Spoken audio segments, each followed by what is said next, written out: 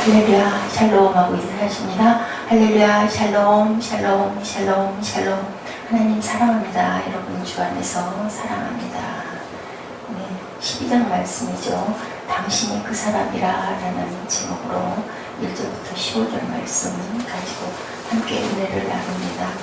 네, 양 2마리를 양을 많이 가지고 있는 사람이 양 1마리를 가지고 자식같이 딸처럼 기르는 가난한 사람의 양을 빼앗아다가 나그네를 대접하는 그런 이야기. 우리의 마음들이 이렇지 않을까, 이렇게 완악하지 않을까라는 생각을 합니다. 당신이 그 사람이라 그 얘기를 했더니 다윗이 막 노하죠. 주고 마땅하고 사배는 갚아줘야 되고 어떻게 그럴 수가 있느냐.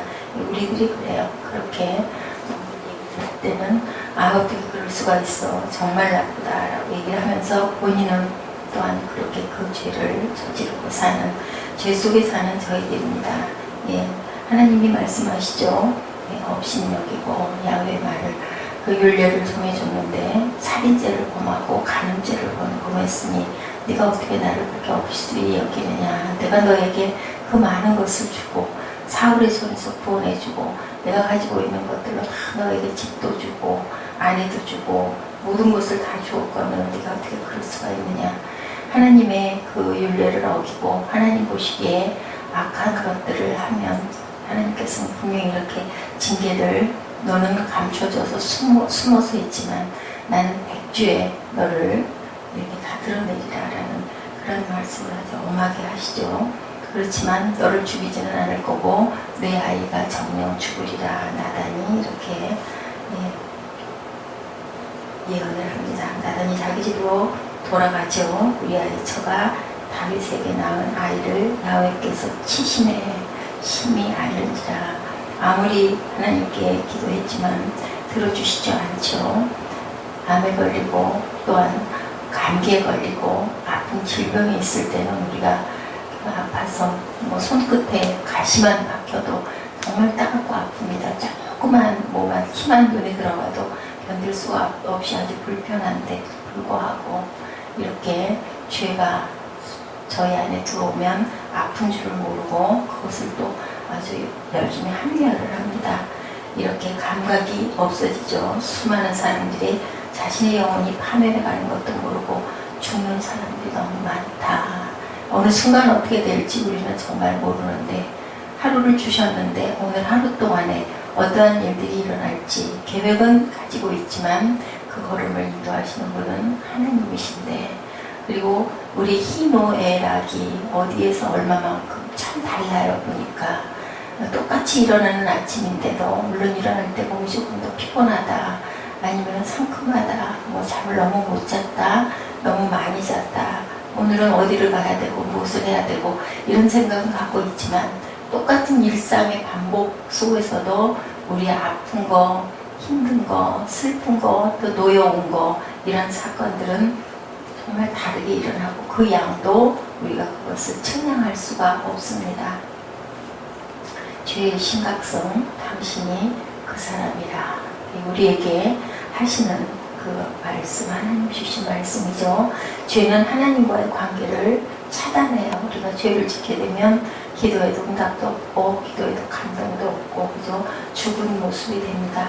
이사야 59장 1, 2절입니다. 야훼의 손이 짧아 구원치 못하심도 아니요 귀가 둔하여 듣지 못하심도 아니라 오직 너희 죄악이 너희와 너희 하나님 사이를 내었다. 너와 너희 하나님 사이를, 그걸 헐어주시느라고 주님이 오셨죠. 그래서 우리가 직접 하나님을 배울 수 없고 제사장이 항상 제단을 쌓았는데 주님이 오셔서 그것을 없애버려 주심으로 우리는 통로인 주님의 이름으로 기도합나이다 라고 기도하면서 하나님께 간구할 수 있습니다. 너희 죄가 그 얼굴을 가리워서 너희를 내가 듣지 않으시게 한다 라고 얘기하십니다. 우리에게 죄가 있으면 하나님과 교통할 수 없다, 차단된다라는 겁니다. 하나님께 나아가고 싶어도 갈 수가 없죠. 다윗이 그랬죠.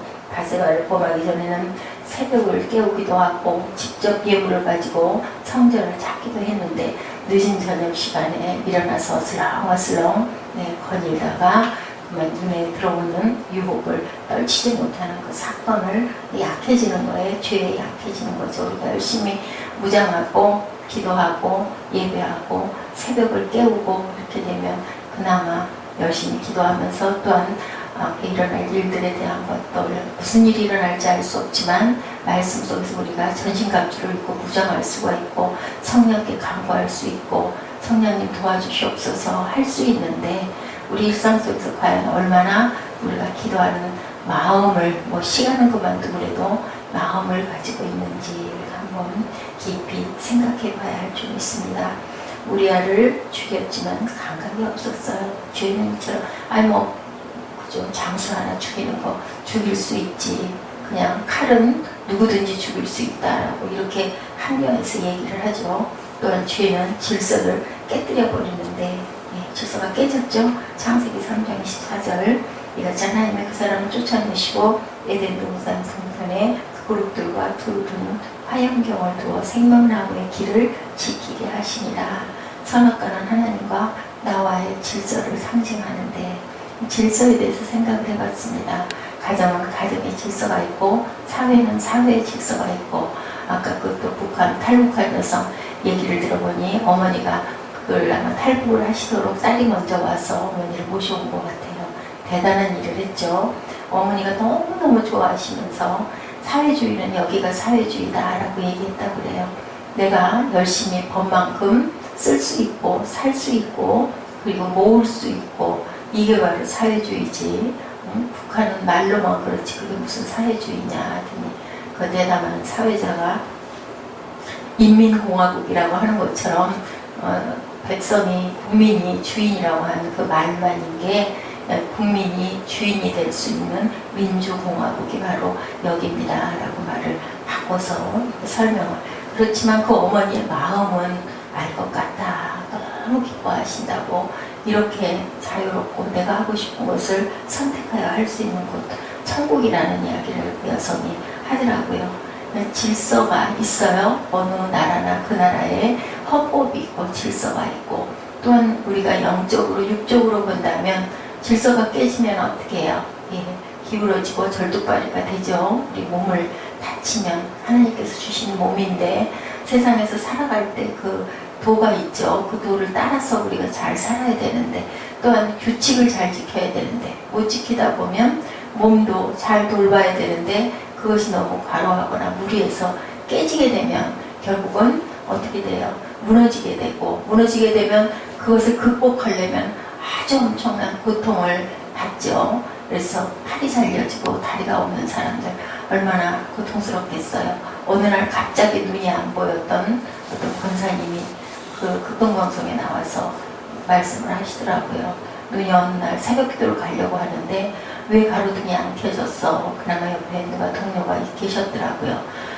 그랬더니 앞을 다 켜졌다고 자꾸 침침하고 눈에 뭐가 낀 것 같고 그러더니 그만 열흘 만에 사물이 안 보이기 시작했다. 아무 이유도 없이 왜 말을 못하고 도대체 무엇 때문에 내가 이렇게 됐나라는 생각을 하게 됐다. 얼마나 기가 막힙니까? 잘 보였답니다. 눈이 시력이 나쁘지도 않았고 정말 알 수가 없는 거예요.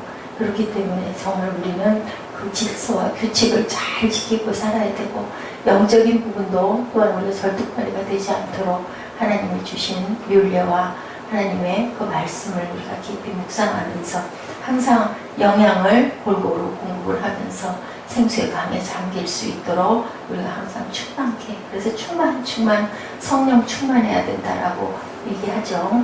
선악과는 하나님과 나와의 질서를 깨뜨려버리는 그러한 그것을 먹음으로 인하여서 그래서 우리가 세상에서 땀 흘리고 수고하면서 고통받고 살죠. 먹지 말라는 것을 먹었기 때문에 하지 말라는 것을 하기 때문에 성경은 딱 두 가지라고 그러죠. 율법은 딱 두 가지라고 그러죠. 하나는 해라 하지 말아라.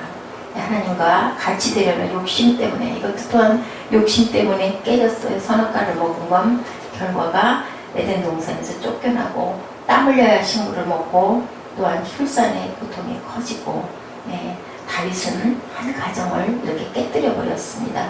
그로 인해서 아들이 죽는 그러한 가족 대가를 무섭게 치르죠. 죄를 지으면 질서를 깨는 것이고 쫓겨나는 것입니다. 세 번째 죄는 하나님을 대적하죠. 사도행전 18장 12절에 갈리오가 아가야 총독되었을 때 유대인이 일제히 일어나 바울을 대적하여 재판자리로 데리고 와서 그렇게 되죠.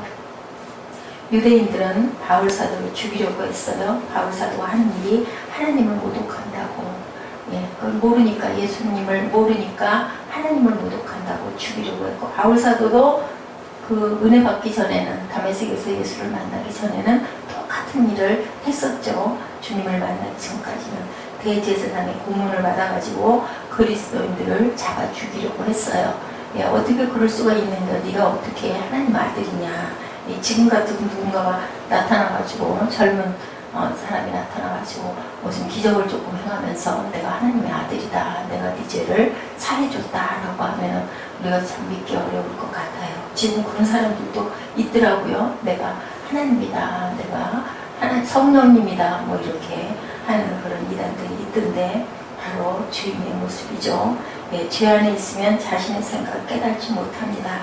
죄를 범하면 하나님을 멀리하게 되고 내가 가장 우선이고 내가 가장 먼저고 내가 모든 것들을 다 할 수 있고 내가 다 거느리고 싶고 그래서 뭐가 태어납니까? 교주가 탄생이 되죠. 하나님을 대적하게 됩니다.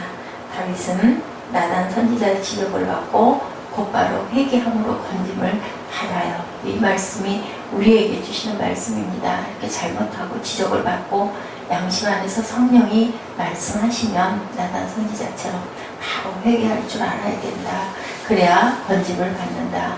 가룟 유다와 베드로의 차이는 바로 거기 있다라는 말씀을 다윗의 이 죄를 통하여 우리에게 말씀하시죠. 13절에 다윗이 나단에게 이르되 내가 야훼께 죄를 범하였노라 하매 나단이 다윗에게 대답하되 야훼께서도 당신의 죄를 사하셨나니 당신이 죽지 아니하려니와 아들을 죽는 죄를 네가 받을 것이다. 인데 항상 우리가 세상 살아가면서 어떤 일이 일어날 때, 그죠? 자잘하게 가정의 문제가 일어날 때, 자녀의 문제가 일어날 때, 어떤 일이 잘 안 되고 길이 막힐 때 우리는 한번 돌아봐야 되겠죠. 어떤 부분에 우리가 잘못되고 부족한 부분이 있었는가.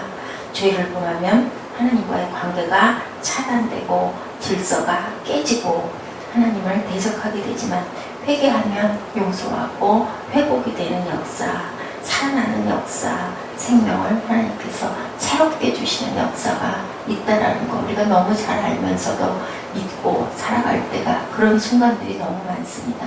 오늘 아침 기도하시면서 그 부분을 놓고 우리 깊이 묵상하시고 기도하는 시간 가지시기를 주님의 이름으로 부탁을 드립니다. 기도하시겠습니다.